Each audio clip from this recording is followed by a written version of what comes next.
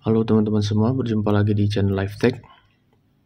Di video kali ini, saya akan menunjukkan cara membuat access point menggunakan ESP32. Oke, jadi di sini ada OLED untuk displaynya nanti, ada satu buah push button, ada satu LED. Oke, masing-masing untuk LED-nya saya colokkan di pin 15. Untuk push buttonnya di pin D4, dan untuk OLED-nya seperti biasa ground di ground, VDD-nya bisa di 5 volt, bisa di 3,3 volt. Untuk SCK-nya di pin 22, untuk SDA di pin 21. Oke. Nah, jadi alurnya nanti saya akan buat access point untuk mengontrol nanti ya di web page-nya. Kita juga akan buat web page sederhana nanti. Di web page-nya nanti ada satu button yang saat ditekan, oke, ini akan menyala LED ini dan akan muncul count-nya ya, berapa kali kita menekan. Kalau saya tekan sekali dia muncul angka 1. Kalau saya tekan lagi sekali berarti dia 2, dan seterusnya. Dan itu dikirim dari web page-nya, dari access point yang dibuat dari ESP32 ini. Oke, nah jadi gunanya nanti kita bisa mengontrol jarak jauh semua yang kita mau kontrol di sini di ESP32-nya. Contohnya LED ini ya. Gitu ya. Nah, itu kan bisa dikembangkan nanti untuk smart home atau bisa juga dipakai untuk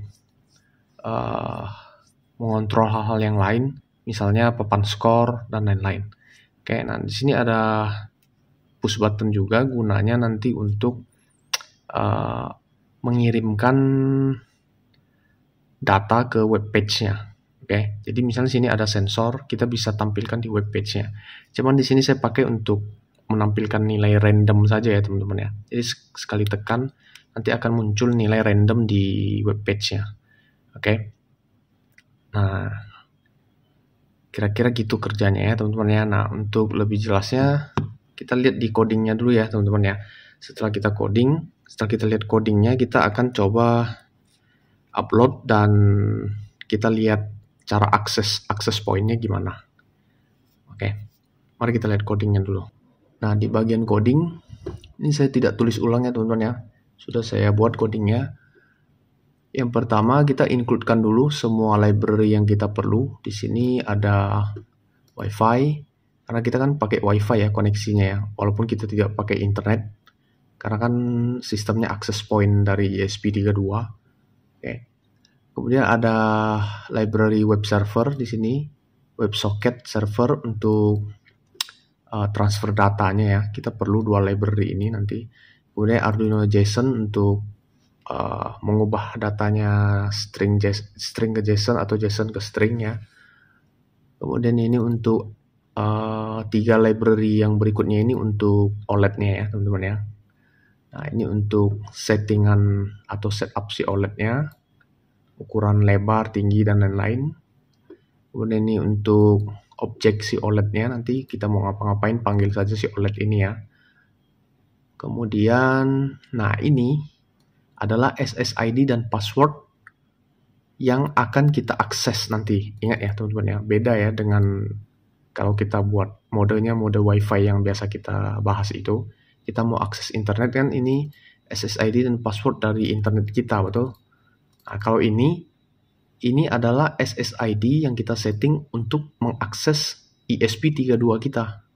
Jadi dari device manapun kalau kita mau melihat web page yang ada di dalam ESP32-nya, kita harus akses si SSID dan password ini.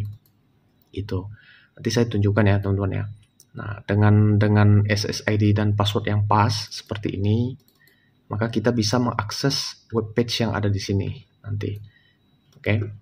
Nah, yang dari 18 sampai 20 ini untuk IP address-nya ya teman-teman ya. Ada 3 hal sini, ada local IP, ada gateway, ada subnet. Oke, seperti kita mau buat lokal ini ya teman-teman ya, connection ya. Nah, ini teman-teman boleh ubah-ubah nilainya, terserah ya di sini ya. Oke, nah ini yang saya buat seperti ini. Tapi nilainya jangan sampai melebihi 255, oke? Karena batas byte-nya cuma 255. Nah, ini web page-nya sederhana saja saya buat, oke? Dari ininya HTML-nya ya. Dari header-nya sampai body-nya ini hanya untuk satu button. Kemudian ada paragraf di sini untuk menampilkan data yang saya kirimkan dari push button nanti. Oke. Dan ada hidden value-nya di sini untuk kita kirimkan balik ke OLED nanti supaya ditampilkan di OLED. Count-nya ya istilahnya ya. Oke. Kemudian ada JavaScript-nya di sini. Oke. JavaScript, di dalam JavaScript-nya ada beberapa function, ada function start untuk kita mengambil message atau pesan dari si ESP32 nanti. Ada function get message di sini. Oke. Nah, jadi pas dipanggil get message ini dia akan ngambil data yang dikirim dari push button yang kita tekan di ESP32-nya. Dia ambil, dia akan tampilkan di ID data 1 dan data 2 di atas ini tadi ya. Ini data 1 dan data 2. Jadi di web page-nya akan muncul nilai yang kita kirimkan secara random ya nanti ya. Aturannya random. Sekarang saya tidak pakai sensor di sini. Jadi saya contohkan nilai random saja. Oke. Nah, kemudian ada function button LED di sini itu untuk akses yang ini ya. Saat button ini ditekan yang ada tulisan LED-nya nanti di web page-nya, maka ini akan bekerja. Oke. Count-nya akan naik dan value di sininya di input ini akan naik sesuai dengan count ini, dan kita akan ngambil nilainya, kita simpan di S, dan S ini akan kita kirim sebagai data 1 nanti ini, S.value kan, dia sebagai data 1 di JSON-nya nanti, di keyword-nya atau key-nya itu data 1 gitu.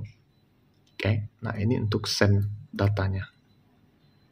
Oke, kira-kira gitu ya teman-teman ya. Yang ini untuk onload-nya. Jadi pas kita ngeload si web page-nya, dia akan panggil function start yang di atas ini. Nah, ini. Supaya kita bisa ngambil message ya nanti ya. Kalau kita dari web page-nya, dari ESP32-nya kita kirim sesuatu, dia bisa ambil gitu. Oke, nah sampai di situ aja. Nah, ini agak susah lihatnya karena kita tutup string semua ya. Tutup dengan tanda petik semua. Lalu dimasukkan dalam variable string di sini. Oke, supaya enak kita buat dulu nanti kalau teman-teman mau ubah ini modifikasi, nanti buatnya jangan di sini, nanti kan susah kan, ada tanda petiknya gini kan. Bisa diketik dulu di Visual Studio Code atau editor yang lainnya gitu. Biar enak, baru dikopikan ke sini ya, baru dikasih kutip, kan lebih cepat jadinya. Oke. Nah, setelah itu kita ada interval di sini untuk milisnya ya, teman-teman ya. Jadi nggak cepat ya transfer datanya. Itu biar tidak error nanti. Kemudian di sini untuk servernya, untuk web servernya kita atur di port 80 dan 81 untuk soketnya. Itu defaultnya ya, teman-teman ya.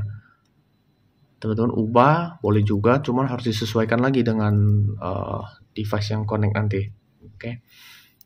Kemudian di sini ada LED status. Pertama saya buat false dulu.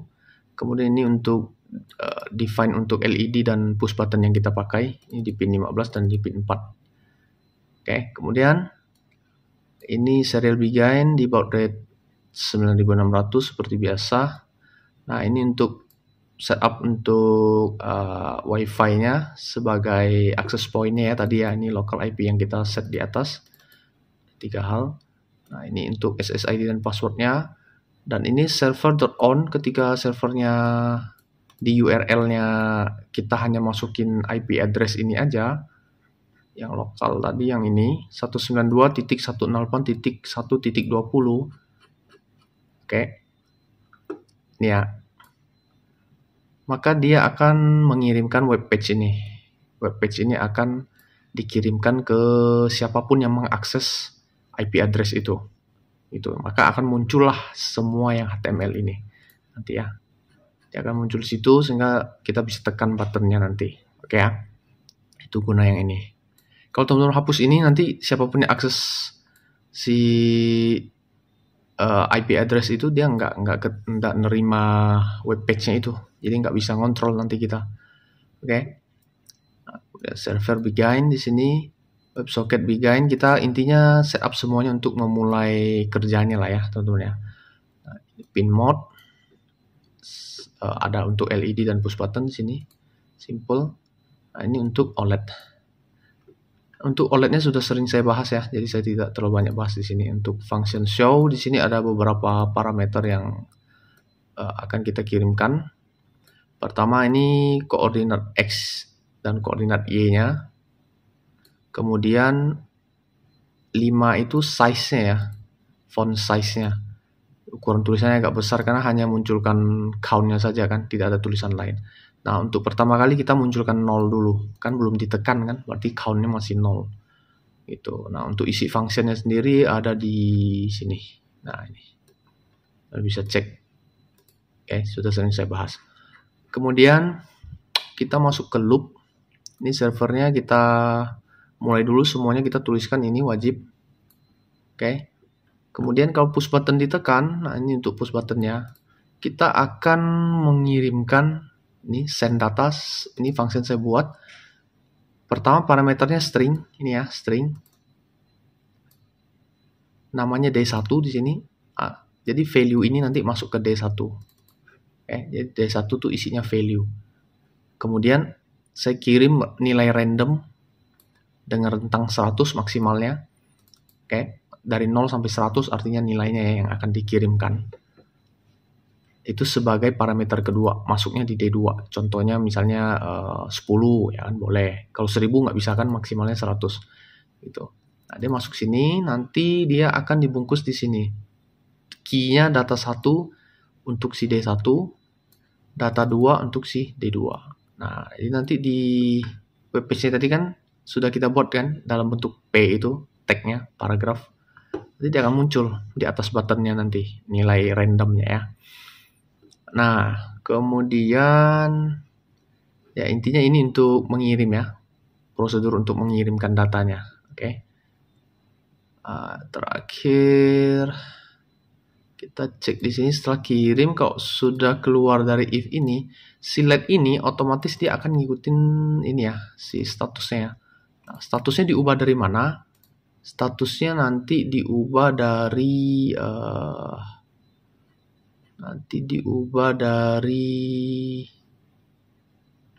bentar. Ini kan ada satu function WebSocket event, itu dipanggilnya di sini ya, WebSocket on event.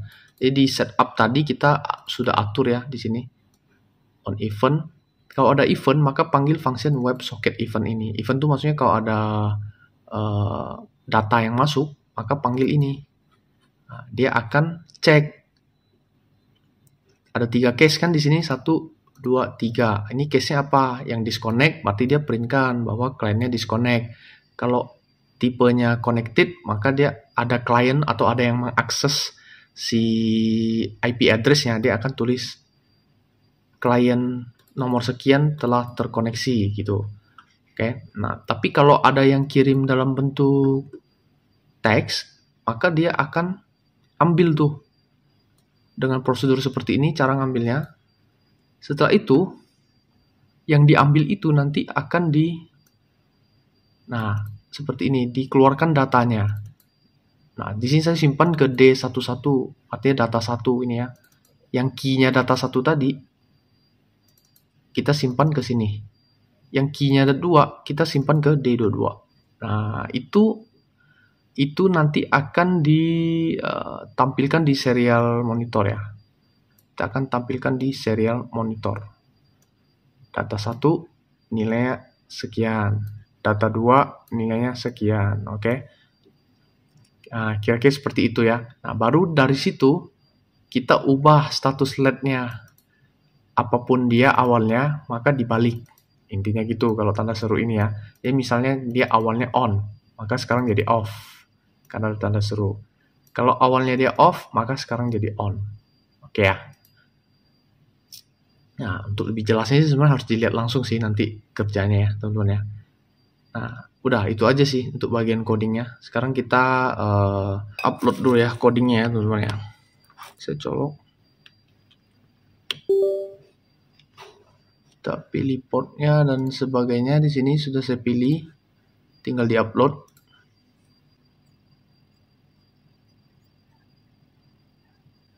Oke, dan uploading. Nah, ini udah muncul angka 0 ya di sini, teman-teman. Sekarang kita cek koneksi. Kita cek di sini kan saya masih terkoneksi dengan WiFi ya, teman-teman ya. Ini kita ganti dulu WiFi-nya jadi ESP32 yang kita sudah buat tadi ya. Nah, ini ESP32. Coba kita connect. Masukkan passwordnya sesuai dengan yang sudah kita set ya di codingnya ya.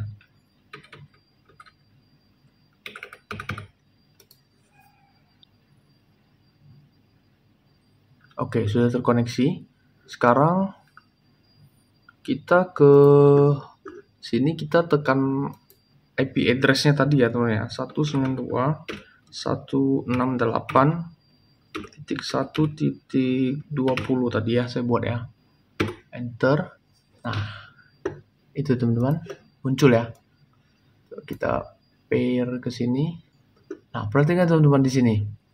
Di sini ada tulisan ESP32 access point sesuai dengan webpage yang kita buat di sini. Oke. Nah, ini kan ada title-nya tutorial di sini. Ini juga muncul tuh title-nya tutorial. Kemudian untuk ini judul di page-nya ini ada ESP32 access point nih, ESP32 access point. Untuk data pertama kan dia strip dulu tuh. Karena belum dikirim kan, saya belum tekan push button kan. Ini juga strip. Nah, sekarang coba saya tekan push button. Ini saya besarkan dikit ya. Nah, ini. Oke. Sekarang saya tekan push button di ESP32-nya. Nah, muncul kan value 87. Karena yang saya kirimkan adalah nilai random. Masih ingat ya? Ini teman-teman. Yang saya kirimkan value dan random. Oke. Value titik 2 random. Nah, maka di sini value titik 2 random. Random ini nilai random dari 0 sampai 100. Nah, yang muncul 87 valid ya. Kalau saya tekan lagi dia berubah nanti. Nah, sekarang 54. Tekan lagi dan seterusnya. Oke. Nah, bagaimana kalau yang kita tekan adalah yang ini, LED. Maka kita akan mendapatkan data, oke, sesuai dengan yang ada di sini. Kita akan mendapatkan data.